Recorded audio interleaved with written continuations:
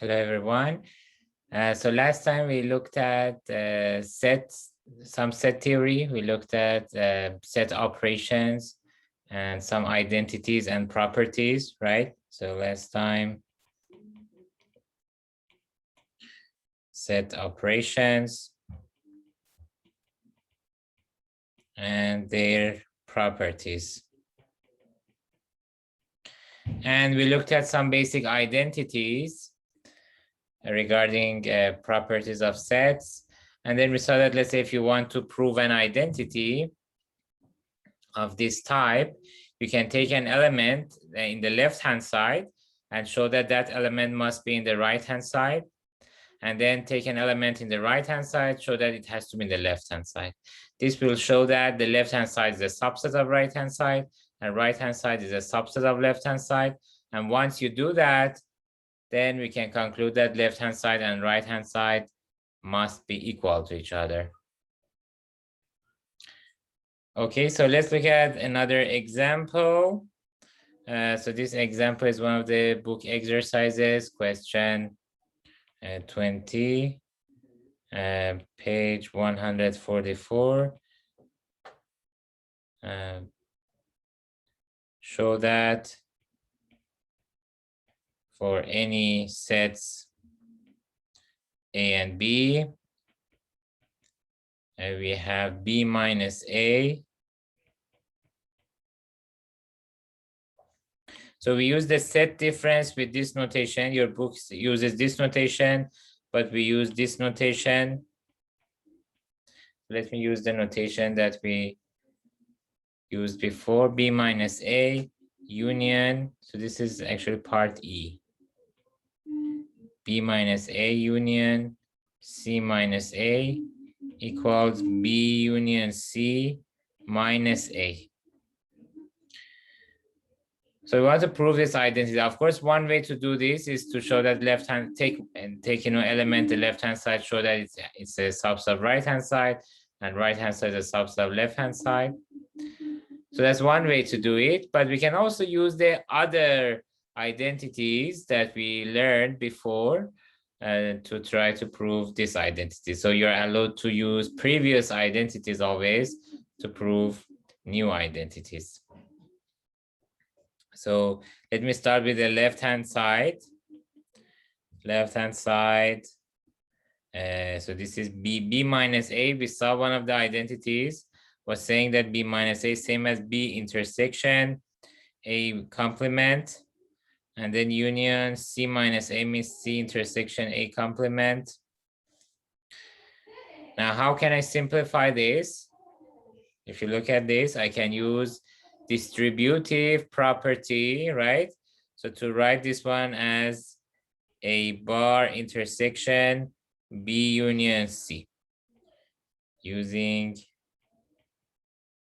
distributive property, right? Distributive property says that A bar intersection bracket B union C is same as A bar intersection B union A bar intersection C.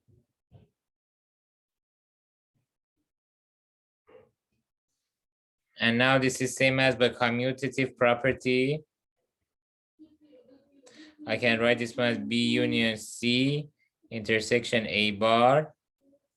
And then this is same as B union C minus A. Again, because the property that we saw before was saying that D intersection A bar is same as D minus A for any set D. Now my D here is B union C, and this is same as right-hand side. So this is basically solution 1, let me say. Solution 2, as I said, taking elements. Taking elements, what do I mean by taking elements? Take an element in the left-hand side, show that it has to be in the right-hand side. Then take element in the right-hand side, show that in the left, show that it has to be in the left-hand side. So let me leave this one as exercise, okay?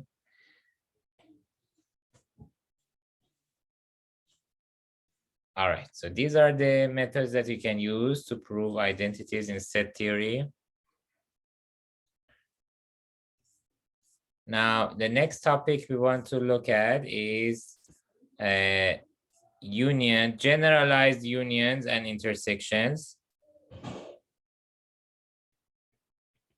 So next we look at generalized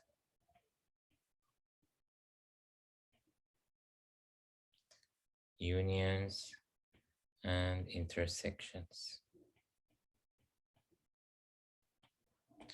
Well, so far we have defined a union and intersection of finitely many sets, right? So far, A1 union to AN, and let's say A1 intersection to AN have been defined.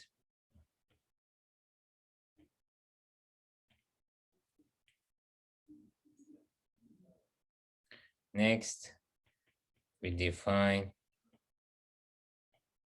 union and intersection of infinitely many sets. So if we have finitely many sets, we know what to do. Union means the set of all elements X, where X appears in at least one of the sets.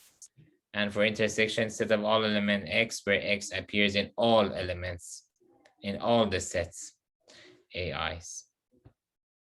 But what should we do for the union or intersection of infinitely many sets? So definition,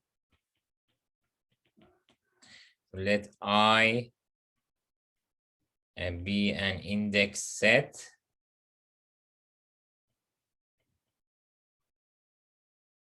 For example, we can set I to be n, the set of natural numbers.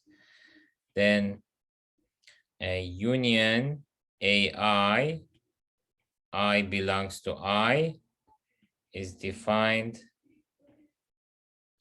as follows. So union AI, I belongs to I, is defined as set of all X, such that there exists I in I, with X belongs to AI. So very similar definition to union of finitely many sets.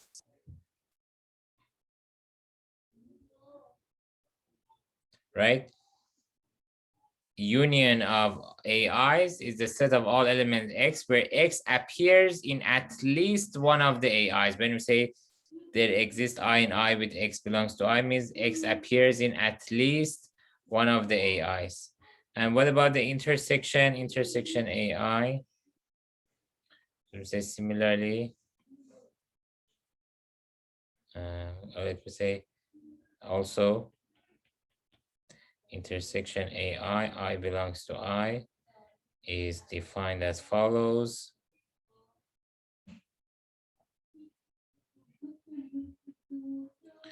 Intersection AI, I belongs to I, is equal to the set of all X, such that for every I in I, X belongs to AI. So it's the set of all elements X where X appears in every one of the AI, every possible AI. Okay, let's look at some examples.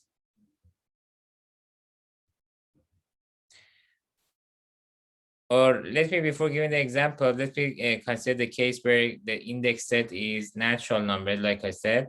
So in particular,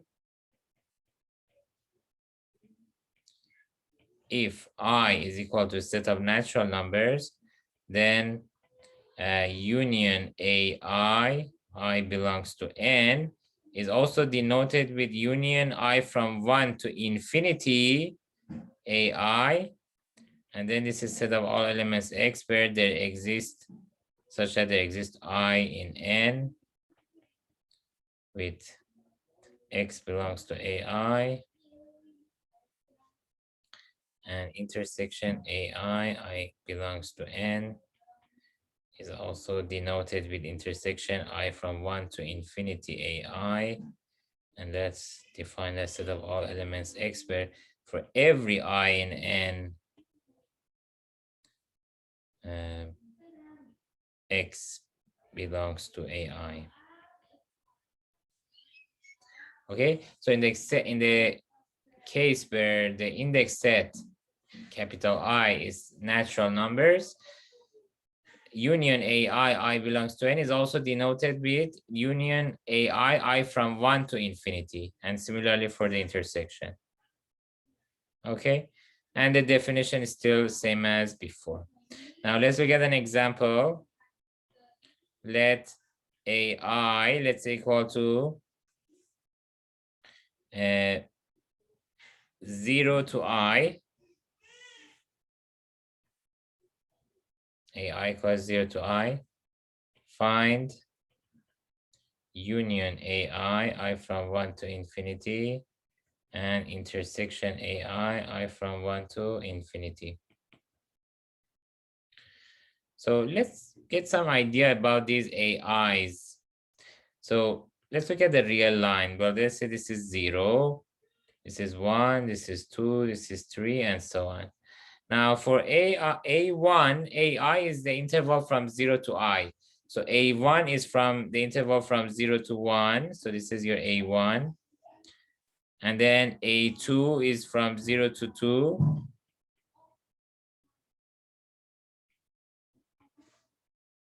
And then A3 is from 0 to 3, and so on.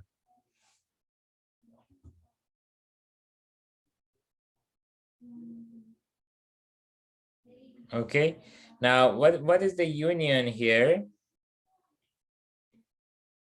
So let me say the claim is that a union AI, I from 1 to infinity. So what do you think the union would be? So we are taking the interval 0 to 1, then union 0 to 2, union 0 to 3, and so on. Now let's say, for example, if I had only 3 of them, 0 to 1, union 0 to 2, union 0 to 3. What is it? In that case, obviously the answer is 0 to 3. If I take 4 of them, let's say, then 0 to 4. 5 of them, 0 to 5. Now, if you continue this all the way to infinity, the answer is going to be 0 to infinity. The set of all non-negative numbers. Now, how can I prove this?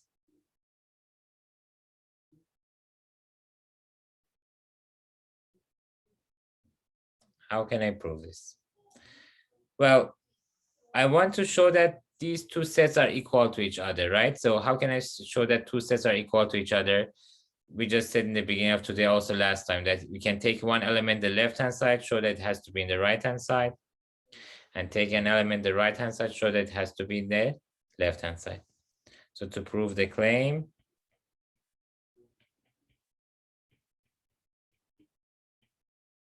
let's say X belongs to union AI, I from 1 to infinity.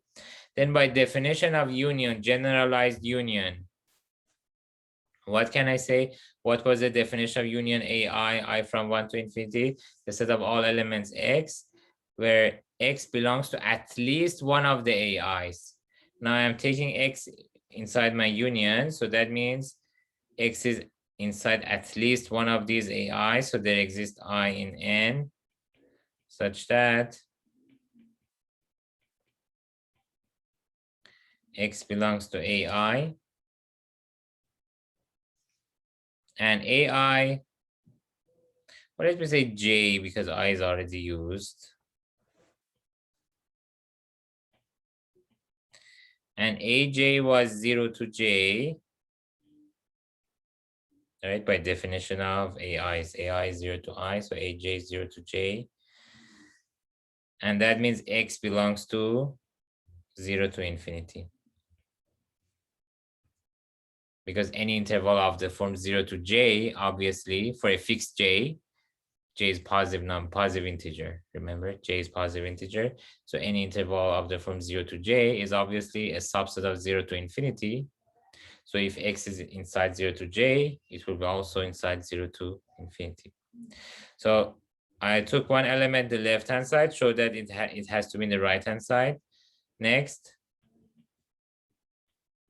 take x in the right-hand side. And I want to show that it has to be in the left-hand side. How can I do that? So see, look at the real line again.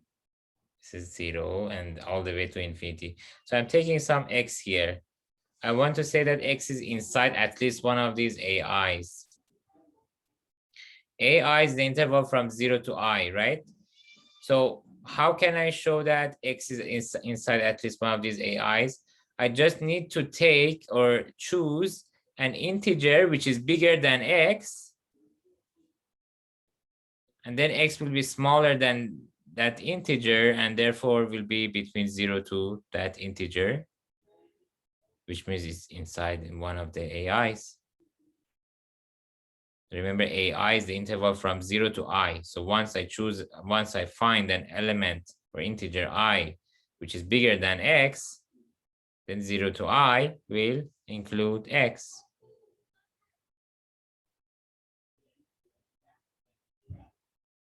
So let me say, for example, let's say J2, for example, bigger than J. I just need to choose such number. So choose J2 in N such that J2 is bigger than X. Like the picture. No matter how large X is, I can always choose an integer bigger than X. If you're interested to know why, well, this is something that you will learn in analysis course. This will be proved in Math 225, Analysis 1. If you want to know why there exists always, I mean, intuitively, it's obvious, no matter how large your real number is, there's always an integer bigger than that, right? For example, if your integer is 10,000.20, you can choose 10,001, which is an integer bigger than x. But why there exists always such x? What's the proof for that? There exists always such J2. The proof will be given in Analysis 1, Math 225. So choose J2 such that this, and then x will belong to 0 to J2, and this is by definition A J2. So x belongs to one of the AIs, and that means x belongs to the union of all of them as well.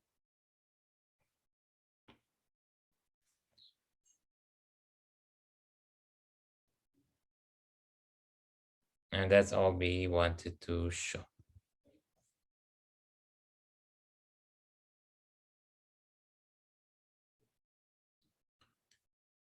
Okay, so as an exercise, I can leave to show that the intersection of AI, I from 1 to infinity, will be 0 to 1. Again, intuitively is obvious, right? Intersection means common elements. What are the common elements between A1, A2, A3, A4, all the way to infinity? So the common elements is this interval 0 to 1. But again, if you want to prove this formally, take x in the left-hand side, show that it has to be in the right-hand side. Take something in the right-hand side, show that it has to be in the left-hand side. Another example, let AI, let's say, equal to 0 to 1 over I. For I in N.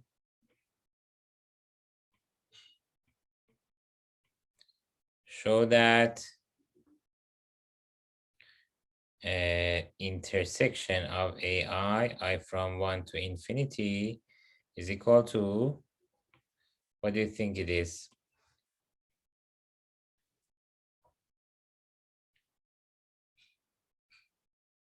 Let's look at the real line again. This is 0. This is, let's say, 1. This is 1/2. So this is 1/3 and so on. Now let's look at the sets that we have. AI is from 0 to 1 over I. So A1 will be from 0 to 1. A2 is from 0 to,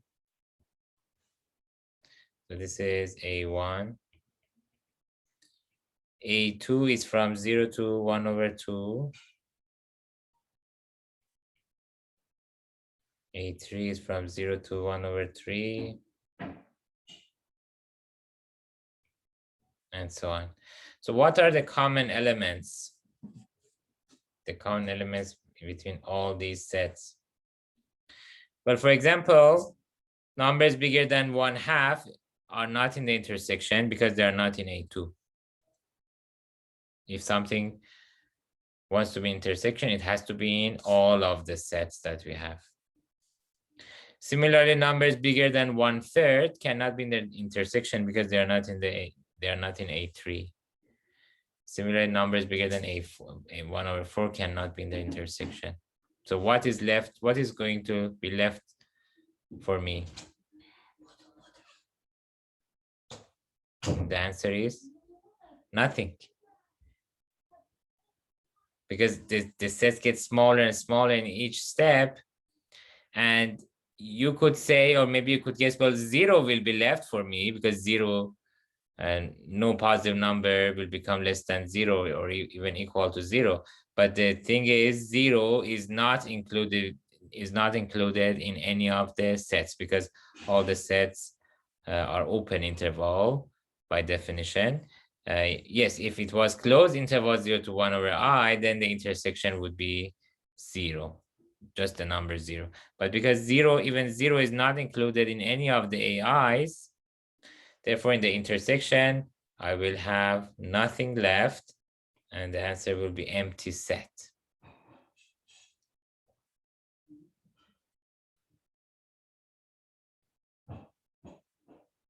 So how can I prove this now? So this was the idea that, we use the real line to guess basically what the answer should be, but now we have to prove it. How can I prove it? So proof by contradiction.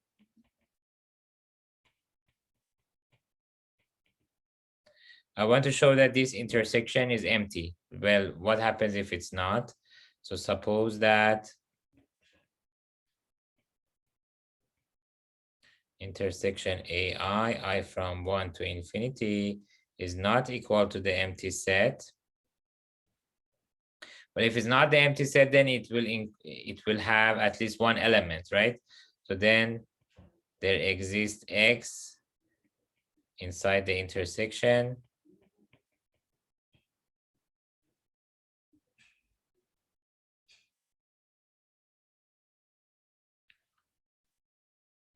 Now, X is inside all the AIs, right? So that means for every I in N, X belongs to AI. So in particular, X belongs to A1, which is 0 to 1. And that means, of course, X has to be positive. If X is inside the intersection, it has to be in all of them. And of course, in particular, in the first one as well. But what is the first one? A1 is 0 to 1. You can also see in the picture. So if X is between 0 to 1 means in particular, it has to be positive.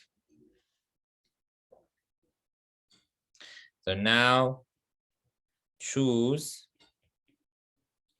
J1, let's say, in N, such that 1 over J1 is less than X. See, no matter X, remember I already know that X is a positive number. Now, no matter how small this not positive number is, there is always a number of the form 1 over an integer, which becomes less than X. let's say, for example, even if x is not small, for example, if x is 5, for example, 1/2 will be less than 5. Or if it's 6, again, 1/2 is less than 6. But even if it's small, for example, 0.0001, I can say 1/10 million, for example, is still less than 0.0001. If x is 1/10 million itself, I can say 1/10 billion is less than x, and so on. So intuitively, we can see that there's always an integer j with 1/j less than x. But again, if you are interested in the proof, again, the proof will be done in analysis course or Math 225. So again, the proof of existence of such integer will be done in Math 225. All right. Now, what can I say then? 1/j1 is less than x. So that means, see, 1/j1 is less than x. So that means x will not belong to 0 to 1/j1, which is my aj1. If x is bigger than 1/j1, x, of course, will not belong to the interval 0 to 1/j1. See, this is 0, this is 1/j1, and this is x. So you can also see in the picture that x does not belong to 0 to 1/j1. And this is contradiction with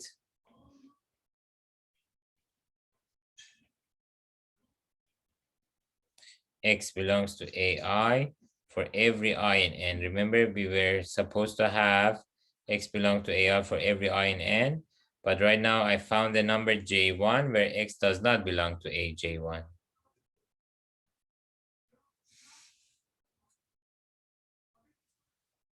So this contradiction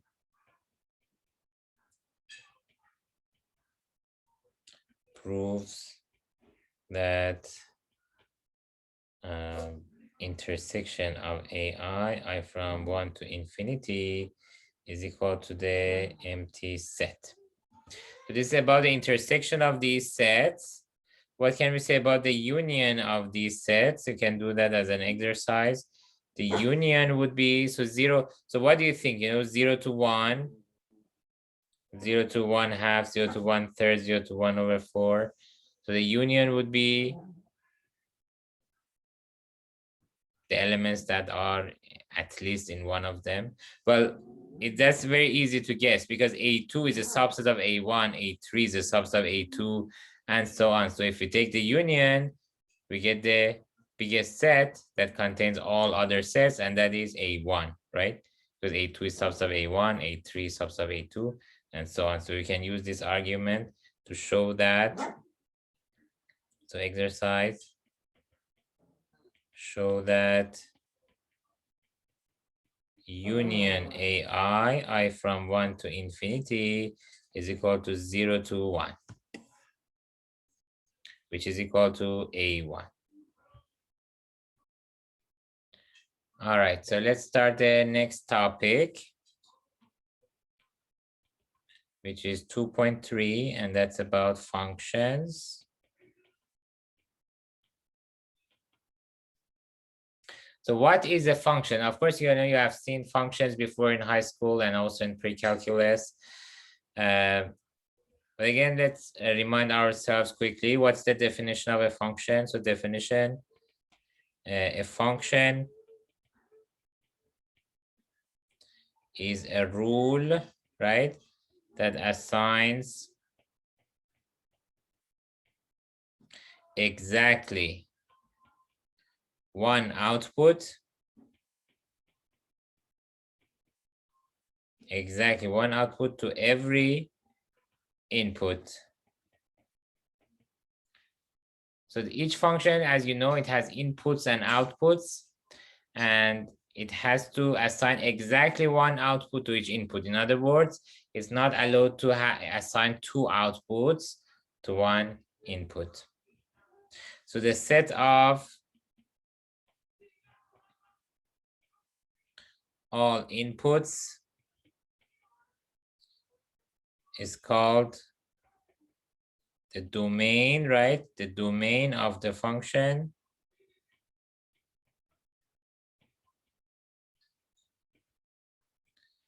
And the set of all outputs is called the range. The range of the function.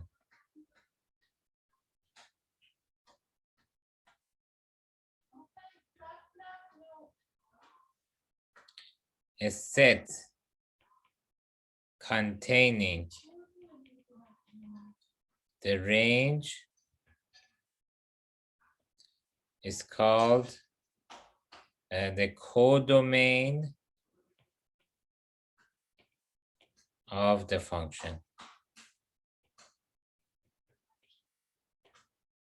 So the notation that we normally use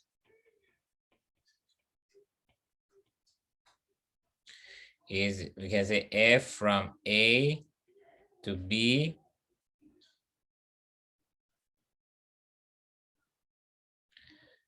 and here A is assumed to be, so A is equal to df equals domain, and B is codomain. So codomain means what? Means a set containing the range. That's how I define codomain. See, I said a set containing the range is called the codomain of the function. So when we say f from A to B, so this is how we read it. We say f from A to B. A is assumed to be the domain itself. B is assumed to be the codomain. Codomain means either it's the range itself or it's a set bigger than the range, meaning that the range is a subset of B. So B is codomain, meaning that Rf, which is the range of F, is a subset of B. So a subset of B means it could be B itself or it could be something smaller. So for example, let's say the height of students in Math 120 class. Math 120 flex section class. So here, the inputs will be the students, right? Student 1, student 2. And outputs will be their heights. So student 1, for example, is 160 centimeters. Student 2, let's say 162 centimeters, and so on. So each input here inputs are students. So each student has exactly one height, right? So that's how we decide whether something is a function or no. We want to know whether exactly one output is assigned to every input. And here every student has exactly one number as his or her height. So we can say that we have a function here. So I can say exactly one output is assigned to each input. And that means we have a function.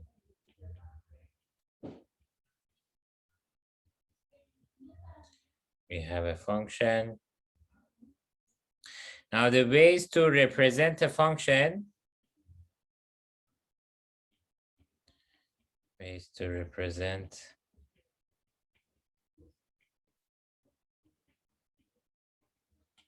We can use a table or we can use diagram, for example,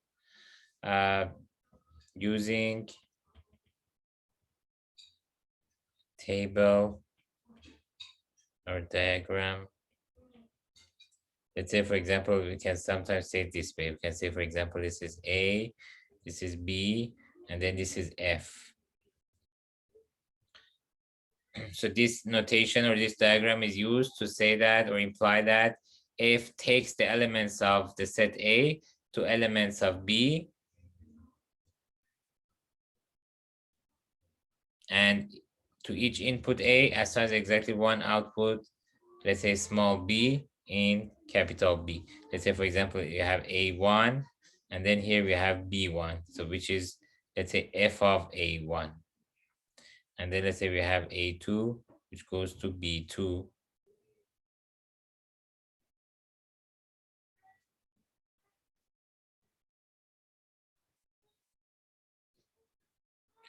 And let's say B2, which is f of A2. And so on. So when we say f of A2, means the output corresponding to the input A2. So when you say f of x, means x is the input, f of x is your output. So you can use table or diagram like this. And we can also use a formula.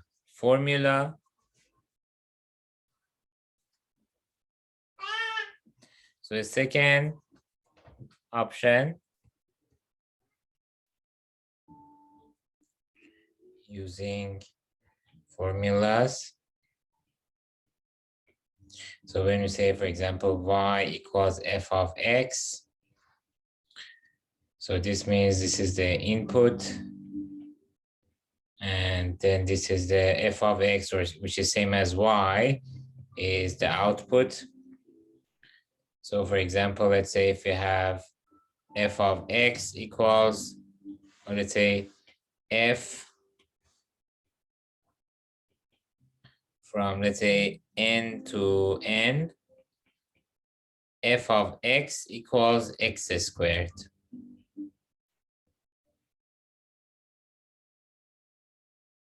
So f from n to n, so we said that this means that this is the domain and this is the codomain. And f of x equals x squared means what? Means each output can be found by squaring the corresponding input.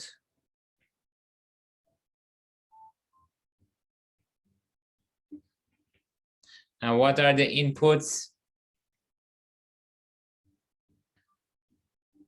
Inputs are 0, 1, 2, 3. And then the outputs, because remember in your book, n is defined as 0, 1, 2, 3 all the way to infinity. So the outputs, now how do we find the outputs? F of x is x squared. So each output can be found by input the square. So the first input is 0. So the first output will be 0 squared, which is 0. The second input is 1. So the second output is 1 squared, which is 1. Third input is 2. Third output will be 2 squared, which is 4. And then 9, and so on. So what is the range? Thus, the range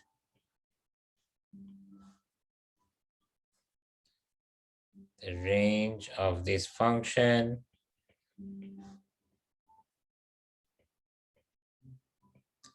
is given by, what will be the range? Rf equals 0, 1, 4, 9, and so on. So these are the outputs. So the range is 0, 1, 4, 9, all the way to infinity.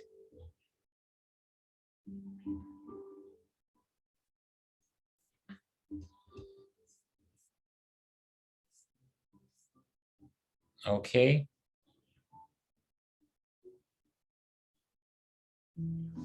So then we can talk about addition and multiplication of two functions. So addition and multiplication.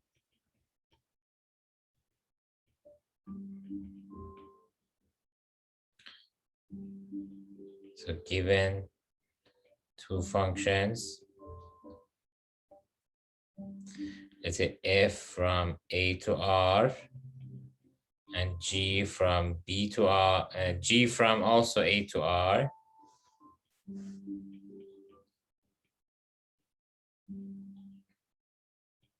One can define f plus g, and let's say c times f, and f times g as follows. So f plus g will be a function from a to r again. So remember, when you want to introduce a function, each function can be defined using its formula and also its domain. So if you just specify the formula, it's not enough. You also need to specify the domain. If the domain has not been specified, then you sign pre-calculus that you have to consider the largest possible domain, also called as a natural domain. So natural domain means the largest possible domain. Largest possible domain means what? Means the set of all numbers for which the function is not undefined. For example, the denominator is not 0, or under the square root is not negative.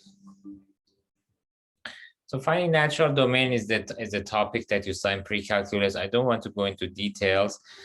For now, I just want you to pay attention to the fact that if you want to introduce a function, you need to introduce the formula and also the domain.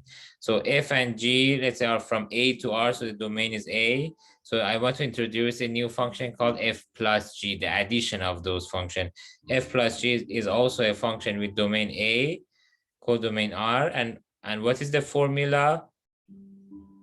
And f plus g of x, let's say if the input is x, f plus g on x is defined as f of x plus g of x. Similarly, c times f will be also from a to r. Again, the domain, I have to introduce the domain from a to r, and c times f on x is same as c times f of x, and also f times g from a to r. F times g of x is defined as f of x times g of x.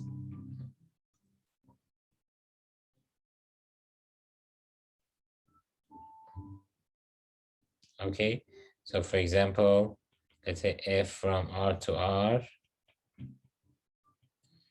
f of x equals x squared plus 3x, g from r to r,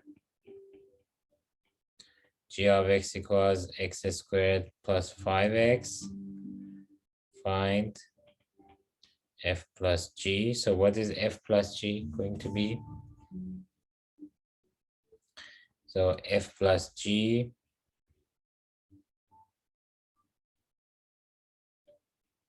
will be also from r to r, right? Because the domain of f and g are both r, so domain of f plus g will be also r. And f plus g of x will be same as f of x plus g of x, and that's going to be x squared plus 3x plus x squared plus 5x, and that's going to be 2x squared plus 8x.